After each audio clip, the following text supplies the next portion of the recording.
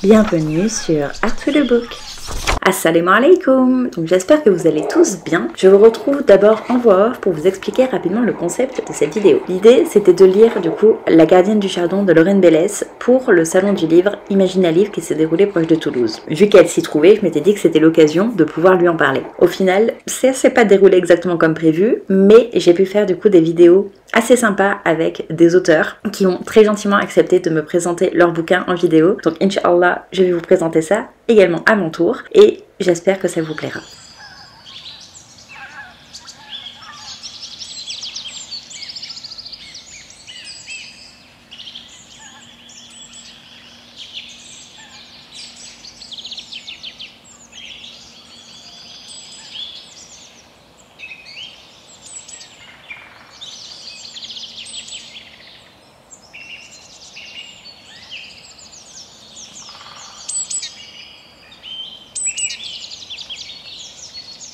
Assalamu alaikum. Donc j'espère que vous allez bien. J'ai du coup commencé La gardienne du chardon, j'en suis à la page 55. Ça se lit hyper doucement parce que déjà, comme vous pouvez voir, les pages sont bien pleines, écrit pas très gros et la plume de l'autrice est assez, je dirais un peu dense, mais en plus c'est le premier livre que du coup Lorraine Bellès, l'éditrice, a édité pour sa propre maison d'édition. Les Trois Normes. Et je pense que du coup, elle avait pas forcément le bon recul, on va dire. Et il y a certaines phrases qui sont pas hyper bien construites, je trouve, dans le sens où il faut la relire plusieurs fois pour la comprendre. Et du coup, ça empêche vraiment d'avoir une plume très fluide, ce qui pose un petit peu problème, parce que déjà que l'univers est un peu complexe, entre guillemets, parce que c'est du steampunk, donc personnellement, j'ai un peu de mal à visualiser à chaque fois. Là, la plume, du coup, n'aide pas, donc ça me dérange un petit peu. Mais sinon, mis à part ça, j'aime plutôt bien les personnages pour le moment, à voir par la suite. Enfin, du moins, ils me dérangent pas spécialement. Donc, à voir. Pour le moment, à voir.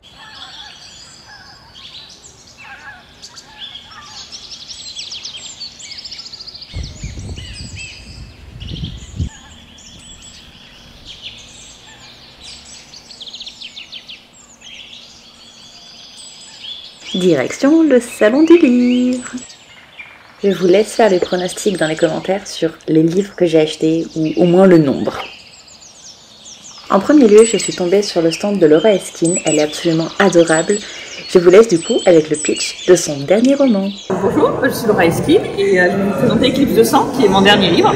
Donc c'est le premier tome d'une trilogie de fantasy. En fait, on va suivre Nyx, qui est une traqueuse de ténèbres. Et son rôle, elle, c'est d'aider les humains en fait à continuer à survivre au milieu d'une langue qui a été ravagée par les démons.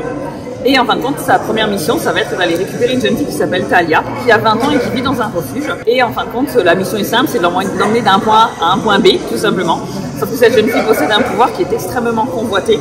Et donc tout le monde veut mettre la main dessus. Ce qui fait qu'au cours du trajet, elle va croiser des démons. Elle va croiser aussi un groupe de fidèles qui convoitent le pouvoir de la jeune fille qui va absolument récupérer. Mais aussi des chasseurs de primes. Parce qu'il se trouve que le roi de ce royaume-là, en fin de compte, a mis une prime de 10 000 grains d'or sur la tête de la jeune fille. Et du coup, en fait, les chasseurs de primes se mettent en quête de la vie. Donc en fait, Nyx va devoir confronter un petit peu toutes ces personnes-là, mais en même temps se demander à qui elle peut réellement faire confiance. Parce qu'on est dans un monde où au final, les ténèbres sont un peu partout et peuvent s'immiscer chez la plupart des personnes. Donc en même temps, elle va se poser la question, en fait, qui sont ces véritables alliés. Et en fait, comme c'est une trilogie, vous allez avoir le second tome qui sort juste ici en avant-première le 3 mai. Et j'aurai pour le festival Écho et Merveille, pour ceux qui connaissent le nord de Toulouse à Brodière. Et le 3 sortira à la fin de cette année. Ah mais ça donne plutôt envie quand même. Ensuite, il y avait un stand avec différents bouquins et juste à côté, il y avait le très gentil Adrien Thomas. Alors, Les Dossiers du Bol, c'est une enquête paranormale qui raconte l'histoire de Tia Morces, qui est une enquêtrice dont le métier principal est d'empêcher les loups-garous, vampires, mages, fées, trolls de déchirer le voile et de faire en sorte que les humains se rendent compte qu'ils côtoient des créatures fantastiques, des magiciens, de la magie, etc. Et forcément, il y a certaines choses qui vont mal se passer et elle va soulever les premiers pans d'une grande conspiration qui vise à faire tomber le voile. Et elle va devoir faire équipe sans trop le savoir avec sa petite sœur Mona, qui est lycéenne et qui apprend les maths, l'anglais, et puis la nécromancie et l'alchimie. Et va trouver un autre morceau de l'enquête. Leurs enquêtes vont s'entrecroiser jusqu'à la résolution. Ah, ça a l'air sympa. Merci beaucoup. De rien. Je suis ensuite tombée sur le stand de Plumes Blanches avec leur magnifique couverture qui était du coup juste à côté de la pétillante Ronce d'Or. coup, c'est Ronce d'Or, je suis auteure indépendante depuis 5 ans maintenant. Et ça, c'est Masque et Monstre, c'est une de mes sagas qui va être en 4 tomes. En fait, il y a 3 tomes qui sont déjà sortis actuellement. C'est une histoire qui parle des mythologies du monde entier, qui est vraiment centrée sur les animaux fantastiques.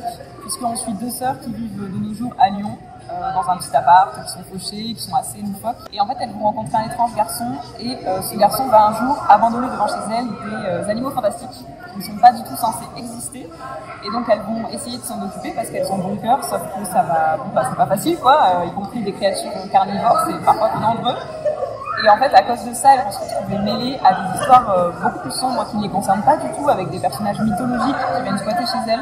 Et à la fin du tome 1, elles se retrouvent carrément embarquées dans une dimension parallèle où existent justement toutes ces créatures, toutes ces légendes dont on parle dans notre monde sans savoir qu'elles existent. Et dans les tomes suivants, elles vont devoir essayer de survivre déjà à ce monde-là, de s'adapter. Il va y avoir des intrigues secondaires, des mystères à résoudre avec les personnages qui les entourent. Elles vont être confrontées à des immortels comme le roi Midas, comme des archanges, comme des chérubins, etc., des dieux grecs, des dieux égyptiens. Et elles vont toujours essayer de prendre soin de leurs animaux et des créatures qu'elles ont adoptées au début de l'histoire en fait. Et voilà, c'est sur 4 tomes.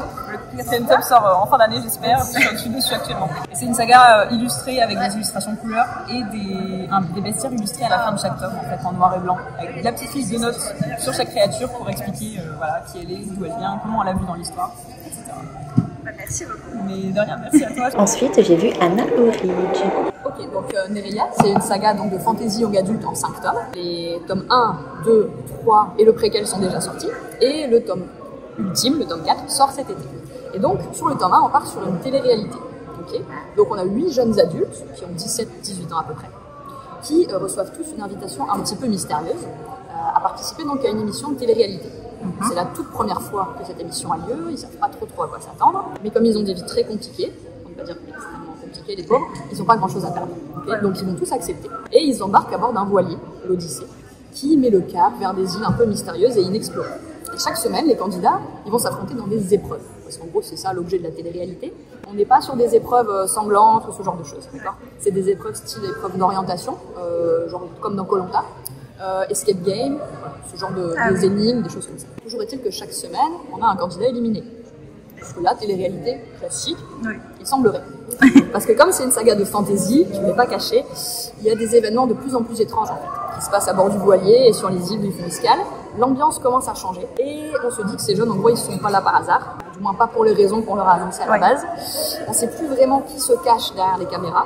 Leur alerte, c'est pas les gens qu'on pensait à la base. Et il semblerait en fait que ces jeunes soient autre chose que ce qu'ils pensaient être. Voilà. Mais ça donne vraiment envie. Voilà, avec des petites touches de fantaisie. Et dès le tome 2, on bascule vers des tropes un petit peu plus style académie, ce genre d'univers. Voilà, on ne cache pas l'univers dans lequel on va. C'est pour les amateurs de fantaisie. Et dans le tome 1, il y a une petite vague dystopie aussi. Voilà, d'où le côté un peu Hunger Games. Mais ça donne envie, du coup. Et ensuite, j'ai donc vu Lorraine Bélez pour sa maison d'édition Les Trois Normes. Alors, Nous regrettons la mort. C'est un texte de fantaisie celtique qui a un début immédiat, c'est-à-dire qu'on rentre directement dans le récit. Il n'y a pas de longueur posée au début. Vous êtes dans une chasse aux sorcières, dans un monde où la mort a disparu. En fait, au lieu de mourir, on se transforme en spectre dévoreur, très agressif qui attaque les humains. Et le seul moyen de s'en débarrasser, c'est le sel. Donc, tous les corps sont envoyés dans les océans. Et toutes les îles de ce royaume-ci se retrouvent à vivre un petit peu en autarcie.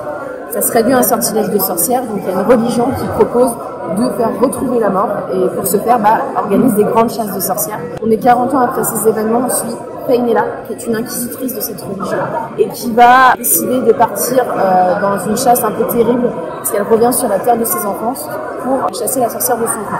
Sur place, elle a un petit problème, c'est qu'elle est désarmée et qu'elle a besoin de l'aide de Caléane, qui est un navigateur, un ancien navigateur qui est maintenant un vieux monsieur fromager. Et tous les deux partent pour une quête sur laquelle ils ne sont pas d'accord. C'est-à-dire que Caléane va tout faire, lui, pour sauver cette sorcière. Et donc, c'est un roman qui va parler de mort, qui va parler de religion et qui est assez poétique tout en étant épique, avec une grosse dose de celte. Vous allez avoir des paysages d'Irlande, d'Écosse, avec des personnages forts et touchants. Et c'est un texte qui est donc illustré par Globule R et écrit par Arnaud Cazel, et qui mélange un petit peu un côté philosophique, un côté touchant, et qui saura vous convaincre forcément parce qu'il y a un côté très épique, on s'ennuie jamais. Et voilà, moi c'est un univers que je trouve aussi très touchant sur la plume, qui est très belle. Merci beaucoup. Assalamu alaikum. Donc j'espère que vous allez bien. On se retrouve dans un endroit un petit peu particulier. Je suis au salon du livre, au salon Imagine un livre qui est proche de Toulouse là ce week-end. J'en profite vu que je suis chez mon conjoint. Je suis du coup adossée à un arbre. Il fait super beau, donc je suis très contente de ça. J'ai pu me prendre quelques livres que je vous présenterai du coup un petit peu plus tard. Je vais pas le faire là dehors. Normalement le son est relativement bon parce que j'ai pris son téléphone à lui qui est meilleur que le mien. Donc normalement le son est bon. Inch'Allah. J'ai pu faire du coup présenter quelques livres par les auteurs directement. Donc je suis vraiment très contente de ça. J'espère que ça vous plaira également. Et du coup en attendant, je vais continuer de lire mon petit livre que je lis sur mon téléphone, donc un service presse qui du coup n'a rien à voir du tout avec le salon du livre, mais voilà. C'était juste pour vous faire un petit coucou, juste après le salon, pour dire que voilà, j'étais très contente d'avoir réussi à surpasser un petit peu cette angoisse d'aller vers les autres. Là, je suis allée du coup seule dans le salon même. Mon conjoint m'a juste amenée et après il est parti avec son meilleur ami boire un café. Et donc je suis allée seule face aux auteurs, leur demander de faire les petites vidéos. Et je suis plutôt contente d'avoir réussi du coup. Alhamdulillah, que l'angoisse parte un petit peu. J'étais plutôt stressée 1 heure avant qu'on parte de chez lui, mais avant, rien du tout. Alors que d'habitude, pendant des semaines, ça m'aurait turlupiné à me dire oh là, mais quelle phrase je vais devoir dire machin. Donc je suis très contente de ça, de voir que j'arrive de plus en plus à aller tout simplement vers les autres, que l'anxiété recule doucement mais sûrement. Et j'espère du coup que ces petites vidéos avec les auteurs vous plairont. J'espère qu'on les entendra assez bien. Je vais essayer de manigancer pour que leur voix à eux ressorte plus. Donc Inch'Allah, ça ira. Et en attendant, je vous fais des bisous. Assalamu alaikum. Donc on est quelques jours plus tard. Je suis désolée pour la luminosité, je profite du fait que mon conjoint ne soit pas à la maison pour filmer du coup le petit dernier clip vous montrant du coup mes petites acquisitions. J'ai donc pris ces 4 bouquins que j'ai très hâte de découvrir. N'hésitez pas avant de me dire les pronostics dans les commentaires. À votre avis, combien de livres j'ai pris? À votre avis, quel livre éventuellement j'ai pris? Et sur ce, c'est parti. Donc, en premier lieu, j'ai pris Le Cycle des Secrets, le premier tome de Manon Fergeton, parce que j'avais lu de cette autrice Le Roi Passeur il y a quelques années, que j'avais beaucoup aimé. Faudrait d'ailleurs que je lise le tome 2, j'ai jamais pris le temps. Dans cette histoire, on suit Laura, je crois que ça s'appelle, voilà, Laura, qui en fait fait partie d'un peuple, les marins, sauf qu'elle est un petit peu isolée, elle est pas trop acceptée par son peuple, je sais pas trop pourquoi pour le moment en tout cas. Elle essaie de trouver sa place jusqu'au jour où elle rencontre une magicienne qui a un pouvoir assez particulier, qui en fait se nourrit du secret des gens. Donc ça me donne très envie. J'ai très hâte du coup de le découvrir. Je pense qu'en plus il va se lire relativement rapidement parce qu'il est écrit vraiment très gros. Donc j'ai très hâte de le découvrir. Ensuite, à la maison d'édition Les Trois Nornes, en partie ceux pour lesquels je suis allée là-bas, j'ai pris Nous regrettons la mort, donc celui que je vous ai fait présenter on va dire. Donc je vais pas vous faire du coup de nouveau le pitch. Et j'ai très hâte de le découvrir. Le seul petit truc, voilà, c'est que c'est écrit vraiment très petit et les pages sont vraiment très pleines. En tout cas, j'ai très hâte de le découvrir. Il a l'air vraiment très cool celui-ci. Ensuite, j'ai pris Nereia. Donc pareil, je vais pas vous faire le résumé parce que l'autrice vous l'a fait elle-même. Je le trouve vraiment sublime. En plus, justement, vu qu'il y avait l'autrice directement, j'ai pu avoir une petite dédicace avec mon petit coquillage. Je le trouve vraiment très choupi. Elle m'a donné en plus sa carte de visite avec le petit truc comme ça qui est très choupi aussi, et un petit marque-page comme ça, un peu ticket d'entrée pour bateau, parce que il en faut bien pour aller à bord du bateau que eux ils vont prendre. Donc j'ai très hâte. Je trouve la couverture absolument sublime, vraiment. J'ai vraiment très hâte, surtout que je vois qu'il y a des trucs un peu comme ça là par moment. Donc je suis très curieuse de celui-ci. Et ensuite j'ai pris Eleria de Laura Eskin. Donc pareil, la couverture est absolument sublime. Laura Eskin, c'est la toute première autrice que je vous ai présentée. Elle présentait pas ce bouquin-ci, mais le dernier qu'elle a écrit. Celui-là, c'est du coup le premier tome de sa première saga, qui me tentait un petit peu plus. Dans cette histoire, on suit en fait une jeune fille, je sais plus comment elle s'appelle, bref, qui découvre l'existence d'Eleria, qui du coup est un univers, un monde parallèle, dans lequel il y a 4 familles en fait qui sont capables de manipuler les différents éléments, donc la terre, le vent, l'eau et le feu. Et bien entendu, il s'avère qu'elle fait partie d'une des familles alors qu'elle ne le savait pas. Rien que ça, personnellement, ça m'a donné très envie. En général, j'aime beaucoup les romans qui abordent comme ça les éléments de la vie, genre la terre, l'eau, etc. Donc j'ai très hâte de le découvrir. Puis, comme je vous ai dit, la couve est absolument sublime. Et du coup, ici aussi, j'ai le droit à une très jolie dédicace et j'ai très hâte du coup de le découvrir. J'ai même eu le droit à un très joli marque-page avec les éléments et une citation du bouquin. Donc j'ai très hâte de le découvrir. En plus, comme je vous ai dit, l'autrice était absolument adorable. Donc ça donne très envie. Donc au final, je suis plutôt contente quand même de mon butin. C'était pas forcément ceux avec lesquels je pensais repartir. Eux deux, c'était sûr. Et Lui, je savais même pas qu'il était là. Et lui, c'était en mode pas obligatoire. Mais au final, c'était celui qui me tentait le plus par rapport à ceux que j'ai pu voir. Parce qu'il y en avait d'autres qui me tentaient vraiment, genre celui de Ronce d'Or avait l'air hyper bien. Je sais plus comment ça s'appelait, mais le masque quelque chose. Celui de Adrien Thomas aussi, les dossiers du voile avec l'enquête paranormale, ça a l'air vraiment très très cool. Voilà. Il y en a plusieurs qui avaient l'air très très cool, mais écoutez, j'ai pas le budget infini. Mais je suis très très très contente du coup de mon butin. Et j'espère pouvoir les découvrir relativement bientôt. Je suis très contente également d'avoir pu du coup participer au salon. C'est la première fois que je le faisais comme ça, toute seule en plus, donc très très contente de ça. Sur ce, n'hésitez pas à me dire si vous avez déjà participé du coup à ce salon ou à un autre, vos dernières petites acquisitions. Et sur ce, je vous retrouve dans une prochaine vidéo. Des bisous.